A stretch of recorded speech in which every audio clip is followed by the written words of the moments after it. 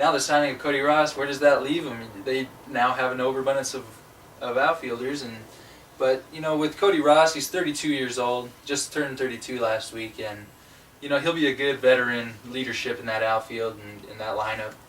So if he plays center or left, if Kubel gets traded, I just think that they're going to be good this year in the pitching aspect with all that depth, because if they wanted to, they could probably go 7 deep, and with Ian Kennedy leading that pitching staff with Trevor Cahill and that young guy Wade Miley. He had a fantastic rookie season last year. All-star season, yeah. He won 17 games, and 3.6 ERA or 3.4 ERA, something like that. In a year when Daniel Hudson was supposed to be the number 2 guy, he stepped up and filled that role. Yeah, he did fantastic for the Diamondbacks last year, and if he could just keep that up, and with that extra depth with Eric Hinsky and Eric Chavez on that infield, maybe they can go after the NL West this year. I think the big question with the Diamondbacks would have to be, with all the rumors surrounding Justin Upton, will he have a good enough season to where it's like he forgot all the rumors, or is playing to where they don't affect him? Yeah, because with all those rumors surrounding him, it doesn't matter which player you are, you're going to be thinking about that, and he just has he has that potential still. He's only 25 years old.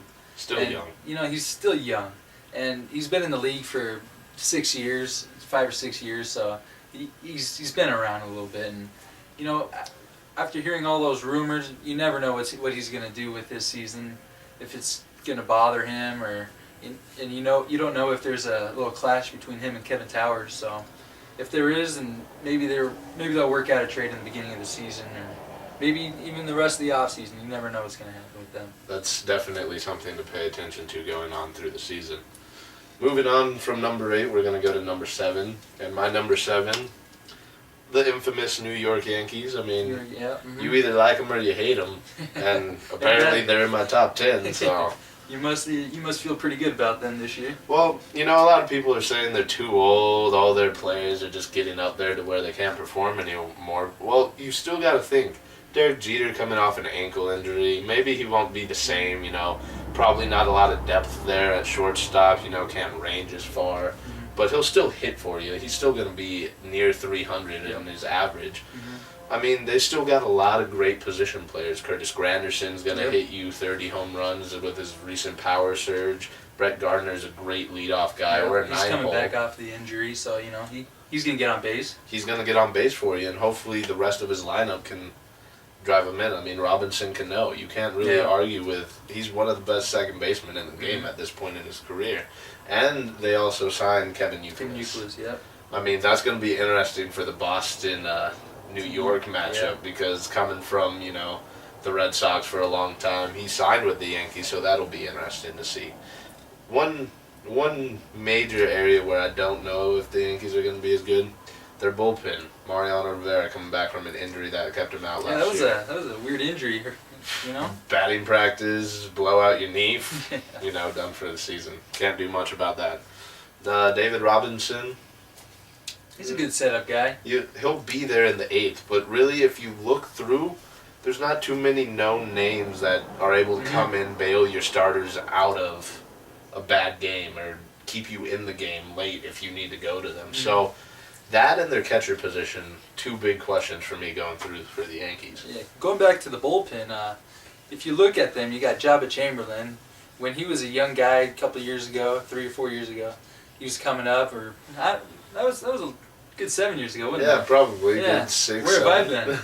But anyway, it's been a while. He was coming up, and everybody had all that hype, and he was supposed to be one of their great starters. Yeah, and he just never really grasped it, and he never improved to where he can actually be one of those aces or a great bullpen guy. Agreed. So, you're number 7. I have the Los Angeles Dodgers there at number 7.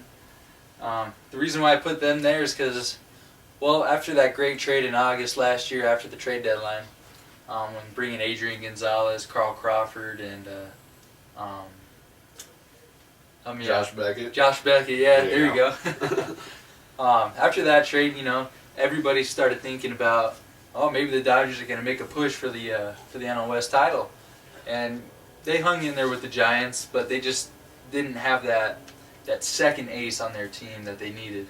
And with the signing of Zach Greinke to that humongous deal. Oh, it was a history-breaking deal. It was a history-breaking deal right there. And I just think with Clayton Kershaw, Zach Greinke, and if Josh Baggett can lose that weight that he added last year, and maybe he can improve his game, and maybe have a good 1-2-3 punch right there.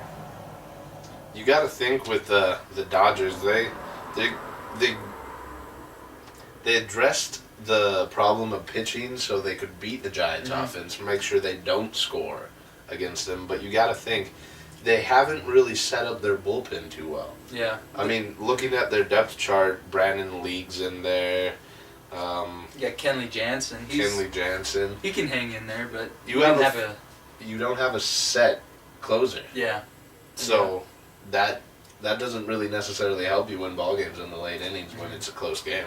Javi Guerra was the closer last year through the first part of the year, and he did fantastic. But then once that middle of the season hit, he just fell apart, and he got removed from the closer role, and he just couldn't handle it or something. And maybe he can have a bounce back year and help that bullpen to actually improve. What do you think? Who's the key player for the Dodgers to win the NL West? Well, it's either going to be Carl Crawford or that guy from Korea, the Hyun Jae-roo, or whatever his name is, Mm-hmm. If he's all what he's supposed to be, he can be that 1, 2, 3, 4 guy with Josh Beckett, Clayton Kershaw, and Zach Greinke. Maybe they can have a solid rotation, and with Carl Crawford probably going to come back after that injury. If he can just forget about all that stuff in Boston and just come back to the Dodgers and improve his on-base percentage, get his steals back up to maybe 60s and 70s, that'll be the key part for the Dodgers for winning the West. Speaking of the Dodgers, my number 6 happens to be the Dodgers. All right, there you go. I agree completely with what you're saying. Bullpen's an issue. I mean, if Crawford comes back, they have a great chance. Mm-hmm. The Crawford that was with the Rays could help them tremendously. Gonzalez is going to hit great for you. He struggled a little bit at the beginning of last season, but he'll be fine. He's a great hitter. Back in the NL West where he used to be, should be fine. And starting off the year with the Dodgers might be a good thing for him. Yes, exactly. Coming in mid-season, you don't exactly know what's going to happen. Mm-hmm. So, starting with him, great thing. My question is third base. They really don't have a solidified great third baseman like another team in their league, the Diamondbacks. There's just not a great third baseman there. I mean, Cruz, he played fine last year. I mean, just wasn't there in the end. Didn't help them make the playoffs. So a young guy. He might develop, but again, there's not too much depth out there for a third baseman, but that could be a problem going forward for him. Of course, they have Jerry Hairston, who could play there, a good utility man. But other than that, the Dodgers, at number 6 for me, I could see them going in a close race with the Giants for the NL West. Alrighty. And at number 5? Actually, you're number 6 now. Oh, I'm number 6 now? Okay. Yeah. I'm getting ahead of myself here. You're all good. I got the Los Angeles Angels of Anaheim, the never-ending off-season wallet. Where did you have them? You had them at number 9? Yes, they were my number 9. Yeah, and I got them at number 6 because of that lineup. You got Pujols, Mike Trout, you got Josh Hamilton. What more could you ask for in that middle of the lineup? And with Mike Trout leading off or hitting second, he's gonna get on base. He's gonna hit 300, maybe even 330. And with Josh Hamilton and Pujols, you gotta expect a home run every time out of that once through the lineup. You could also ask for Mark Trumbo on that one. Yeah, Mark Trumbo. Yeah, I must have left him out of there, but and with when Torrey Hunter left them, they left a center field to Peter Borges. That's going to be the key guy for them if they don't trade him in this offseason, because there's rumors around him being traded to Atlanta or I think the Royals as well. Yes, they were in there. But if Peter Borges can have a consistent at-bats, I believe that he can get on base and steal some bases and help that middle of the lineup produce the runs that they're paid for. Do you not think with the year Mike Trout had last year in center field that he should be the center fielder instead of left fielder, or is